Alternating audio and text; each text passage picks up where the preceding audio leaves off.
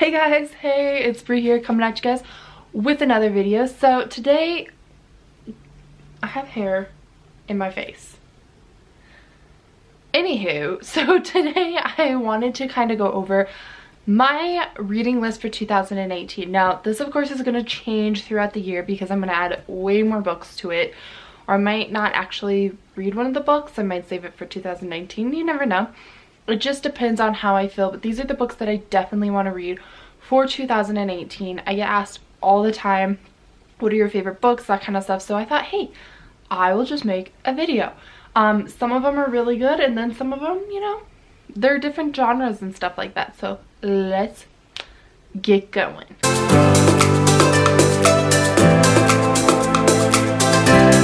So very first up is, I have them all over in a pile over there. So the very first one is the 4 Agreements. So this book actually I read at the beginning of 2018. So I know we're just into it, but I started this book right away in 2018. I wanted to start it on a positive note and get my year going in the right direction. And this book was the perfect start to my 2018. It definitely got me started, it definitely got me thinking, and it definitely, I've noticed a big change already in things and what I do and how I act and react and all that stuff around me. Already I've noticed this just by putting the 4 agreements into my life. So I'm gonna read for you guys what the 4 agreements is real fast, and it is, the very first one is be impeccable with your word. Speak with integrity, say only what you mean, avoid using the word to speak against yourself or to gossip about others. Use the power of your word in the direction of truth and love. I love the first one, like the first agreement already. I have a hard time with that. I did not realize until I started reading this book and started actually using the agreements in my life how hard the first one was actually going to be. I didn't realize that I do gossip a lot. Did not, you know, think about it, none of that stuff. Or the fact that, you know, sometimes I spoke against myself in ways that you really shouldn't. And so that first one right there really gets you and gets you into the book. So the next one is don't take anything personally. Nothing others do is because of you. What others say and do is a projection of their own reality, their own dream. When you are immune to the opinions and actions of others, you won't be the victim of needless suffering. I love that one. Like already, second one, doing good again. So the second one, I definitely take, I used to take a lot of people's opinions, and I used to care what everybody thought and stuff like that. In the last year though, in 2017, I really worked hard on that one already, because I was told, you know, you really care what people think, and it really, I didn't like it. I didn't like caring what other people thought about me. So I really did work on that one in 2017 already, so to carry it on to 2018 will be perfect. So the third one is don't make assumptions. Find the courage to ask questions and to express what you really want. Communicate with others as clearly as you can to avoid misunderstanding, sadness, and drama. With just this one agreement, you can completely transform your life. I love the whole no drama thing. Like 2017 was my year for starting to kick drama out of my life. 2018, I want to continue with that. So this one will definitely be a good one to just continue with. So, and then the last one, always do your best. Love it. Your best is going to change from moment to moment. It will be different when you're healthy as opposed to sick. Under any circumstances, simply do your best and you will avoid self-judgment, self-abuse, and regret. I love that. Love this book. Like I said, this was the very first book. I already read it in 2018. So glad I already did. Perfect book. Now, I love this book. It was a Christmas present. I am a huge fan of Charles Dickens. I fell in love with A Christmas Carol when I was a kid. And I know it's weird, but it's one of my favorite Christmas stories is A Christmas Carol. I will watch any Hallmark version, any version of A Christmas Carol. I love it. And of course I love like the original Christmas story and stuff like that. I do have a version of that in a book also, but I fell in love with A Christmas Carol, and because of that I fell in love with Charles Dickens. And so I wanted, for the longest time I've always wanted his books, right?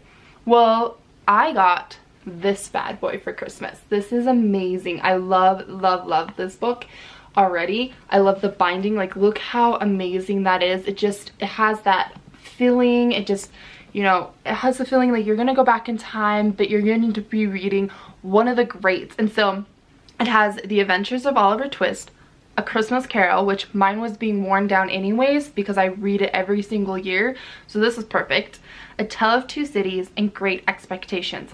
So excited. I've already started The Adventures of Oliver Twist, so I'm on like page 5. I'm not too far, but look at these. There we go.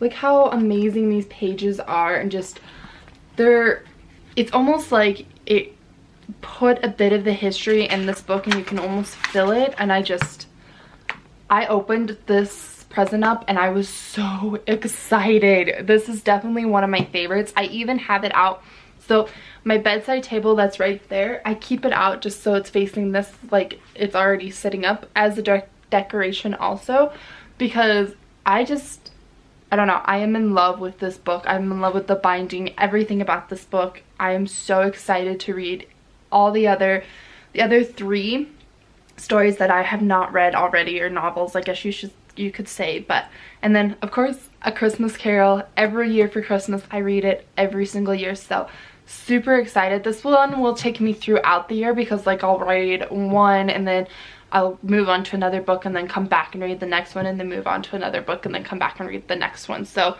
this one will take me throughout the year, so this is perfect. Probably one of the best Christmas presents ever. One of the things I love is old books like this with the old bindings. Perfect present again. Somebody knew me very well. So the next book I want to read is The Rules of Magic by Alice Hoffman.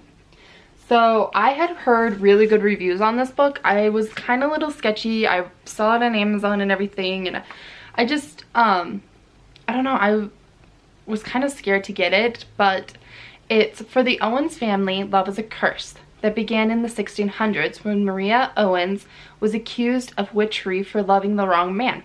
Hundreds of years later in New York City, at the cusp of the 60s, when the whole world is about to change, Susanna Owens knows that her 3 children are dangerously unique.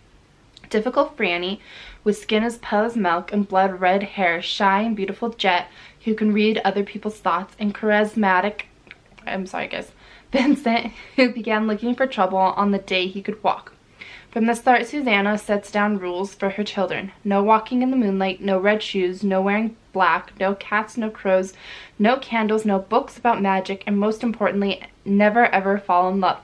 But her children will never adhere to the rules, and all 3 are desperate to uncover who they really are. When they visit their Aunt Isabel in the small Massachusetts town where the Owens family has been blamed for everything that has ever gone wrong, they begin to understand the truth who they are. The siblings discover there are family secrets to uncover, as well as secrets they have kept hidden from each other.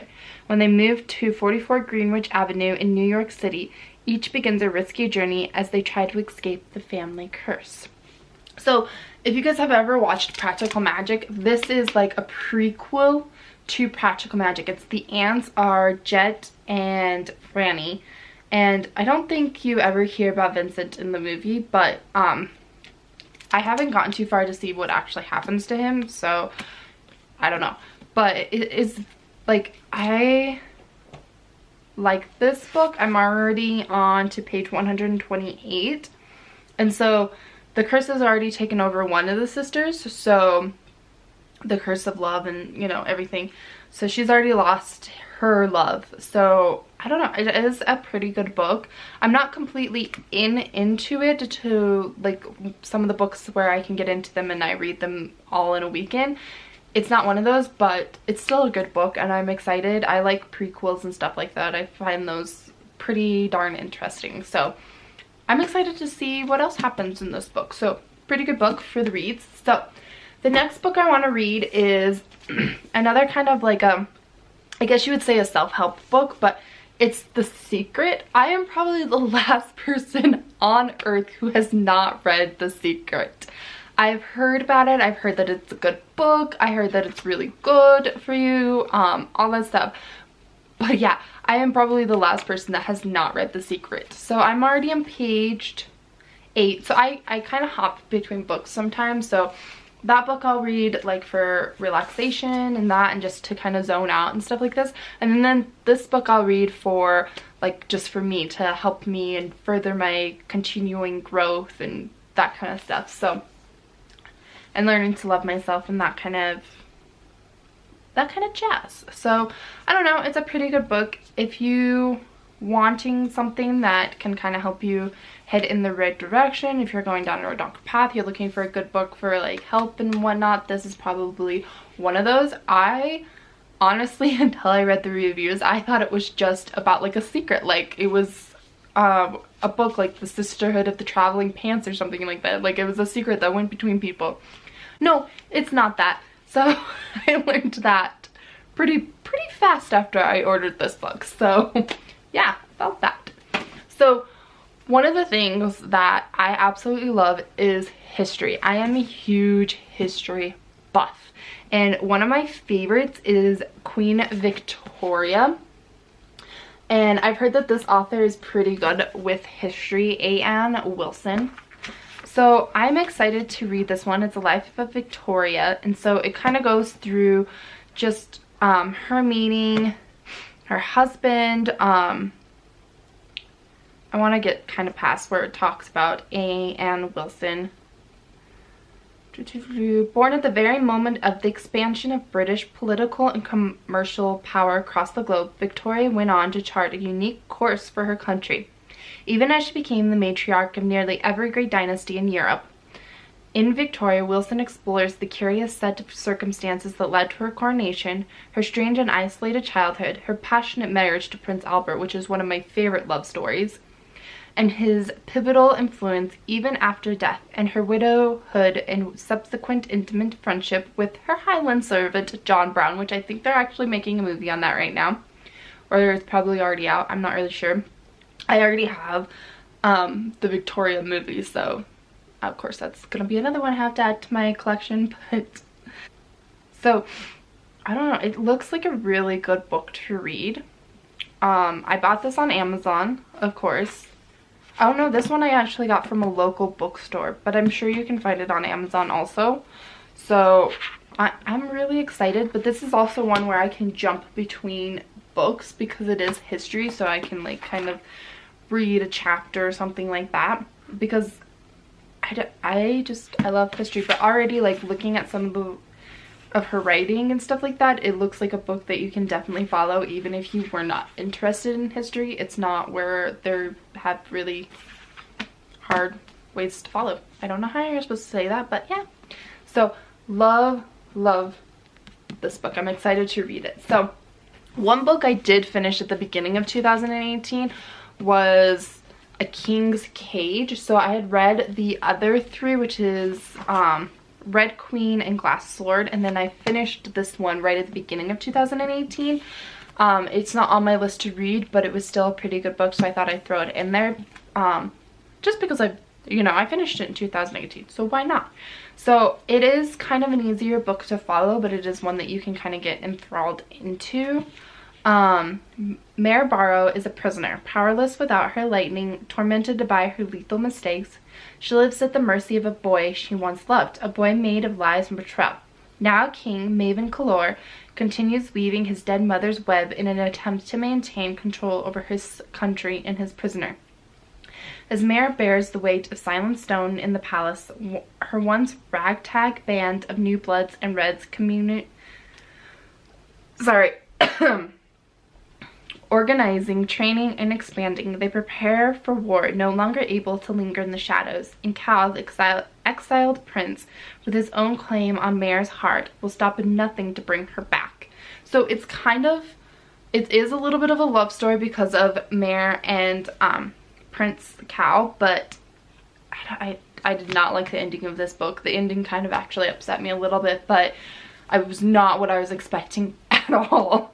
But I don't know, it is pretty good, and Victoria actually does a really good of writing them, so it's a good series to look into if you're looking for a series. There's 3 of them, and then she also has 2 books that write off on the side, and they're, maybe if I can get in here. Yep, there we go. Queen's Song and Still Scars. So it kind of goes with into like the mind of Cal's mom, who was murdered. Well, you find out later she's murdered. Sorry, you guys, telling you guys a little too much. And then also Prince Maven's mom, and I think Mare also.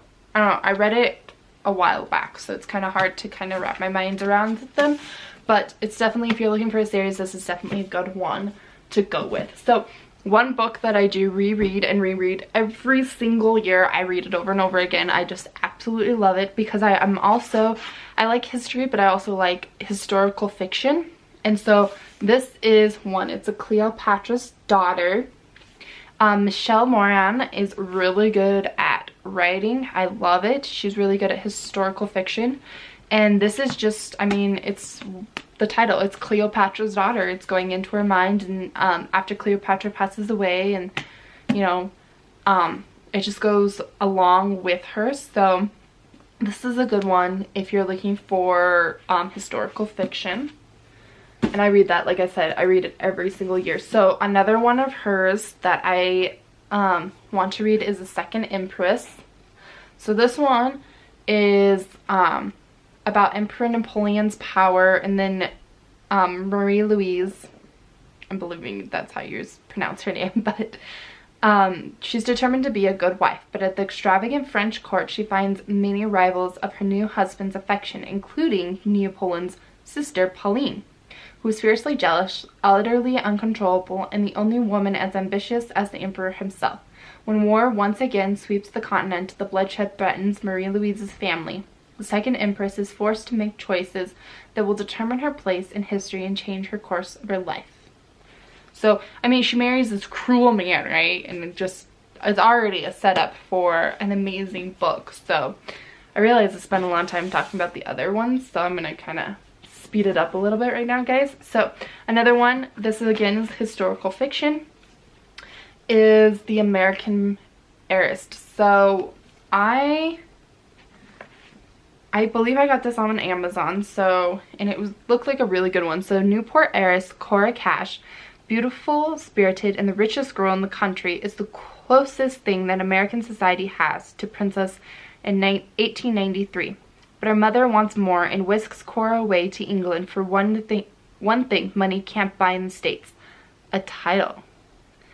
Be careful what you wish for. Cora makes a dazzling impression on English society, followed by a brilliant match, but finds the chill in the air of the magnificent ancestral homes is not solely due to the lack of central heating. Faced with the traps and betrayals of an old world that can trip up even the most charming, accomplished outsider, Cora must grow from a spoiled rich girl into a woman of substance. So I'm super excited to read this. I mean, I don't know.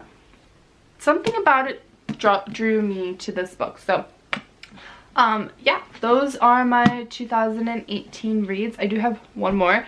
I will reread this one again because the last time I read this one was in high school. So it's a Little Women, not a Little Woman. Little Women. So this one I love. I just watched the movie again, and I will probably reread this one again. My great grandma Rainer actually gave this to me, so it's actually a really special book to me. So I'm one of those people that if it's a good book, I will reread it and reread it, like the Harry Potter series. I've probably read those I don't know, 10 to 20 times, including the fact that I also have them now on my Audibles. So yeah, I love those ones. So this is one of those that I reread and reread and reread over and over and over again. And the fact that my great grandma Rainer gave this book to me makes it that much more special to me. So those are my books for 2018. I hope you guys enjoyed this.